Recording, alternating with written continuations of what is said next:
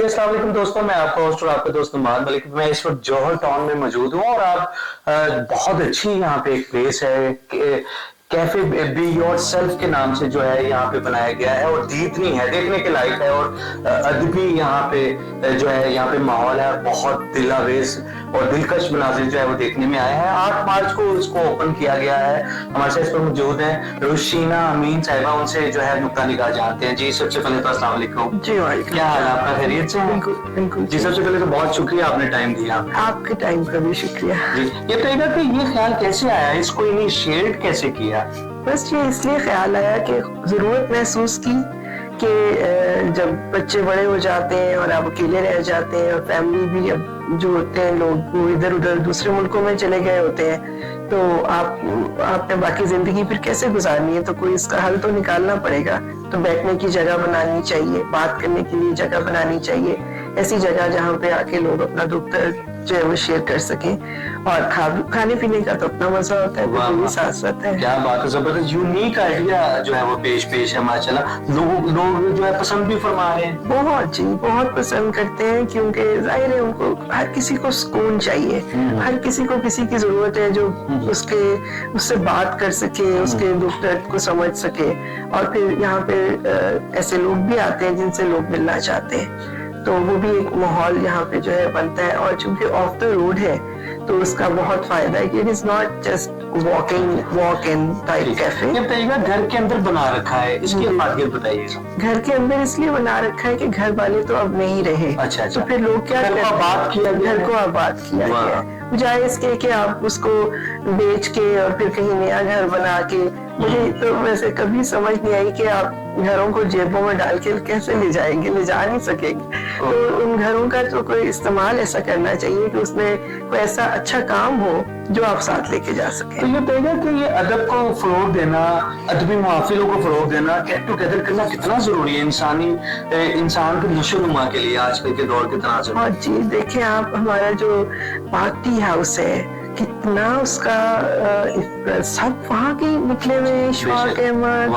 और क्योंकि मेरे अब्बा जो थे वो गवर्नमेंट कॉलेज में पढ़ रहे थे और उनको वो वहाँ के वाकयात सुनाते थे, तो सारा अदबी वहाँ से निकला है। तो वो गुफ्तगू के बाद ही निकला है। थॉट प्रोसेस होता है ना, थॉट इनिशिएट होती है। अब लोग जो है वो इतना ज्यादा सोशल मीडिया की वजह से टाइम जो है वो स्क्रीन टाइम उनका इतना ज्यादा हो गया है। अभी तो उनको 10-20 साल के बाद इफेक्ट्स का पता चलेगा। डायमेंशिया और इस तरह की बीमारियां तो बहुत दुनिया में हो रही है, लेकिन उनको ये नहीं पता कि इसकी वजह जो है वो जो फोन लेके ये बैठे रहते हैं वो उसमें कितना ज्यादा कंट्रीब्यूट कर रहा है और लोगों की कितनी बड़ी नीड है बात करने की, वो पूरी नहीं हो रही। जी शौकत फहमी का खूबसूरत शेर मैं मुलाजा करता हूँ, कहते हैं उसने पूछा कौन फहमी कौन और मैं सीढ़ियां उतर आया। शौकत फहमी का चेहरा चाहिए लगेगा कि इसकी इंपॉर्टेंस और क्या क्या है। घर के अंदर बना रखा है, इस गैदरिंग इसका मकसद है, अदब लिटरेचर इसका बेसिकली कॉन्सेप्ट है। उसके अलावा क्या क्या स्पेशलिटीज हैं यहाँ की? यहाँ की स्पेशलिटीज ये कि मेरा बिजनेस जो है वो शुगर एंड स्पाइस फूड का बिजनेस है। तो मैंने जो ये आइडिया फ्लोट किया है वो ये है कि सबका शौक तो खाने पीने की चीजों का नहीं होता, फूड का काम नहीं होता, लेकिन सबको कुछ ना कुछ तो करना ही चाहिए। कुछ ना कुछ करना चाहिए, तो उनको चाहिए अपने घरों के अंदर कारोबार भी करें ताकि वो एक जगह आबाद भी हो, रोज उठे। क्योंकि खवातीन के लिए खास तौर पे पाकिस्तान में ये है कि एज के साथ साथ जैसे उनके बच्चे जो है मसरूफ होते हैं अपनी जिंदगियों में, तो फिर उनके पास कोई मकसद हयात नहीं रहता। ठीक है। तो वो अपना मकसद ढूंढे, उस मकसद को अपने घरों के अंदर कारोबार की शक्ल में पूरा करें, लोगों के साथ बैठ के उसके बारे में बात करें। जब एक इंसान 50-60 साल की जिंदगी गुजारता है तो वो एक पूरी किताब होता है। तो वो किताब कोई सुने तो सही बैठ के उसकी किताब वो बताएगा, कोई पढ़ेगा उसको, सुनाए और उससे लोग इस्तेफादा हासिल करें। हाँ जी, और ये लोगों की ज़हनी सेहत के लिए और उनकी जो इस कदर हम चारों तरफ बीमारियां देखते हैं, इसकी भी ये बहुत बड़ी वजह है कि लोग प्रोडक्टिव नहीं है। ठीक है, उनको अपने आप को प्रोडक्टिव बनाए और ताकि उनकी सेहतें भी अच्छी हो, उनसे दूसरों को फायदा हो। रोशीना साहब ये बताइएगा कि गैदरिंग्स ना होने की वजह से, गुफ्तगू मुकालमा नवेशी ना होने की वजह से कितना नुकसान हुआ है सोसाइटी को हमारे? बहुत ज्यादा। अभी आप जैसे कह रहे थे कि आपकी उम्र के लोग जो है वो इतने वो नहीं होते, हंसमुख नहीं होते, तो मैं सोची थी हाँ खड़ूस होते हैं क्योंकि जब आप बिल्कुल बेमकसद होते हैं ना जिंदगी में, और तो आपका जीना मुहाल होता है। सही है। तो ये कौन इनको बताएगा कि चाहे आपकी, ये तो किसी को भी नहीं पता आज हम हैं और कल हैं कि नहीं, लेकिन ये सोच के तो नहीं जिंदगी गुजारनी होती कि जिंदगी खत्म हो गई। सही, बिल्कुल।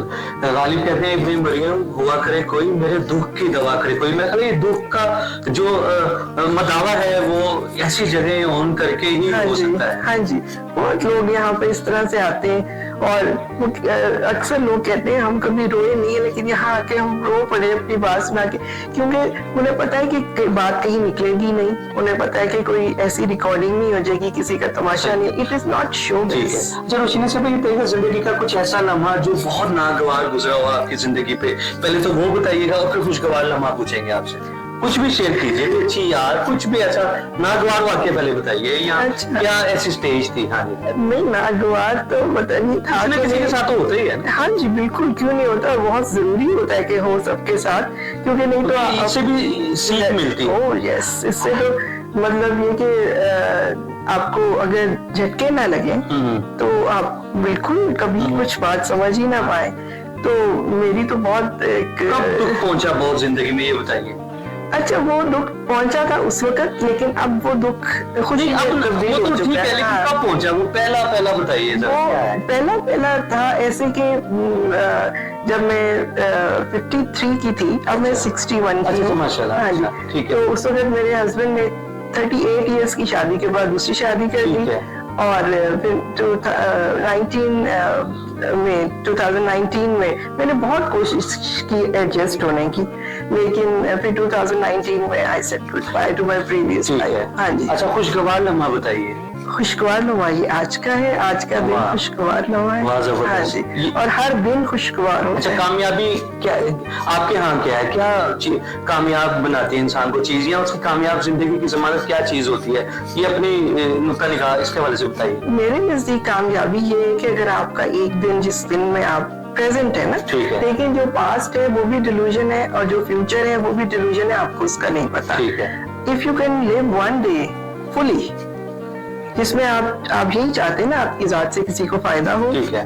आप ये चाहते हैं कि आपका दिन हंसी खुशी गुजर जाए और उसमें कोई नेगेटिविटी ना हो, तो वो दिन ही आपकी कामयाबी का दिन है। बिल्कुल सही है। तो आप जितने दिन गुजार लें इस तरह की कामयाबी के साथ, आप उतने ही कामयाब। कि मौत क्या है, ये रूमी ने भी इस पे काफी लिखा है और हमें बताया है। मौत के हवाले से बता दीजिए, क्या मर जाना मौत है, तभी मौत हो जाना मौत है, या कुछ लोग जिंदा होते हुए भी मौत के मुतरादिफ होते हैं? ये मौत की भी थोड़ी सी डेफिनेशन बता दीजिए। मौत, जिंदगी और मौत मेरे हिसाब से तो जो है वो एक रूह का चक्कर है। ठीक है। और रूह जो है वो तो इटर्नल होती है, वो तो नहीं मरती। अच्छा, कुछ लोगों की रूह कोई चीज जीते जाते भी मर जाती है, तो वो आप समझ लें वो देखने में जिंदा होते हैं और वैसे वो मुर्दा ही होते हैं। बिल्कुल सही। और अगर जो लोग जिनकी रूह जिंदा होती है और एक्टिव होती है, उनको पता होता है कि रूह है, तो वो मर के भी नहीं मरते। बिल्कुल सही है। हो ताल्लुक तो रूह से हो, दिल तो अक्सर भर भी जाते हैं। अच्छा, ये पैगाम थोड़ा सा इसकी तरफ आते हैं, जरा दिखाइएगा कि थोड़ा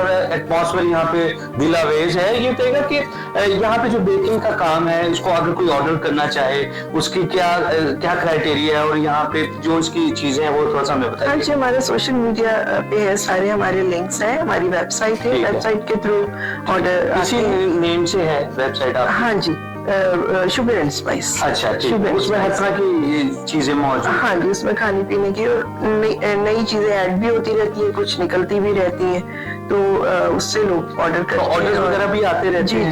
जी, ऑर्डर आते हैं। नहीं, फंक्शंस के नहीं, क्योंकि मेरी चीजें एक्सक्लूसिव है, मैं उन्हें मैस लेवल पे नहीं करती। ठीक है, बिल्कुल सिलेक्टिव करती हूँ। ठीक है। तो वो मेरे सिलेक्टिव ही कस्टमर्स होते हैं जो ऑर्डर करते हैं, और आहिस्ता आहिस्ता मैं उसको थोड़ा सा उसका स्कोप बढ़ा रही हूँ। तो आने वाले दिनों के क्या प्लान्स है आपके, इसको किस सतह पे लेकर के जा रहे हैं? नहीं, इसको इसी सतह पे रखना है, सही है। इसको इसी सतह पे रखना है। और यहीं से ये देखें, जैसे आप उसकी बात करते हैं ना पार्टी हाउस की, पार्टी हाउस तो जैसा था वैसे ही है जी ना। वैसे ही है जी। जो वहां से फैज निकला है वो फैला है ना। जी जी जी। तो जगह को क्यों बदलना है, ठीक। काम को क्यों बदलना है? आप वहाँ नहीं, मेरा मतलब ये है कि यहाँ पे और क्या क्या चीजें करना चाह रही हैं इसी जगह में रहते हुए, कहना चाह रही यही चाहती हूँ कि यहाँ से नए नए आइडियाज निकले, जनरेट हो, ठीक है। नए आइडियाज जनरेट हो, लोगों की जिंदगियां जो है वो प्रोडक्टिव हो जबरदस्त। और उनको कोई पर्पस ऑफ लाइफ जो है वो अपना पता हो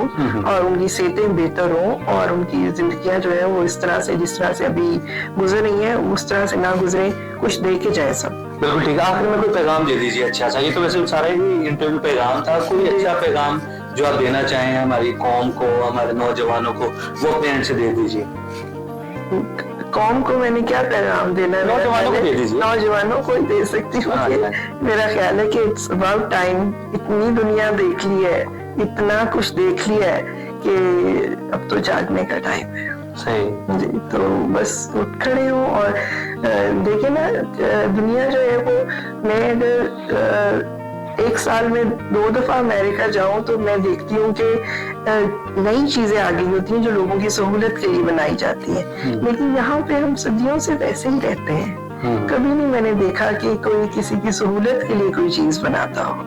तो जब तक आप दूसरों के लिए कुछ करने के काबिल नहीं है तो आप समझें कि आप किसी काबिल नहीं। जी बिल्कुल, बहुत जबरदस्त जो है वो गुफ्तगू की है। और रोशीना अमीन साहिबा हमारे साथ मौजूद थी, बहुत खूबसूरत। और मेरा ख्याल है कि जो निचोड़ है जिंदगी का वो हमारे सामने जो है ला करके पेश कर दिया है। और आप भी इनके पेज को जो है फॉलो कीजिए और इनकी एक्टिविटीज का हिस्सा भी बन सकते हैं। जैसे उन्होंने बताया कि सिलेक्टिव गैदरिंग है और प्रोडक्टिव काम कर रही है, तो हमें भी अपने मुआशरे के लिए, सोसाइटी के लिए ऐसा काम करना है और अपने हिस्से की जो शम्मा है उसे रोशन करना, अपने हिस्से का जो रोल है वो अदा करना। आप में एक नारा लगाते हैं अपने सरजमीन पाकिस्तान के नाम, क्योंकि हम वतन लोग हैं जी, पाकिस्तान जिंदाबाद।